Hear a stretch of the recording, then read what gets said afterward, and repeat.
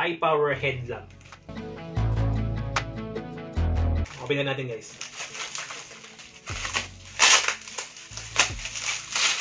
So, ito yung pinaka-box niya guys.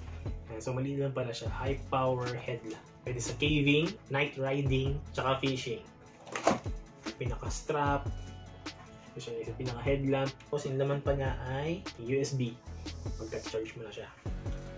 Yan. Maganda nyo ba guys yung pinaka-ilaw niya? Yan siya. Malakas din ha. Okay naman. Lalakad ka. Ito. Siyempre pagka sa mga camping ka, ganyan. So kailangan mo rin minsan ng ilaw. Pinush ko lang yung gilid nito. Yung may orange. Kasi dito na siya umilaw. Unang press mo, iilaw to. Second, ito naman yung iilaw. Parang mas malakas tong pangalawa. Yan. So una natin. So unang press. Yan. So yung bilog. Yan. Ito siya yung bilog.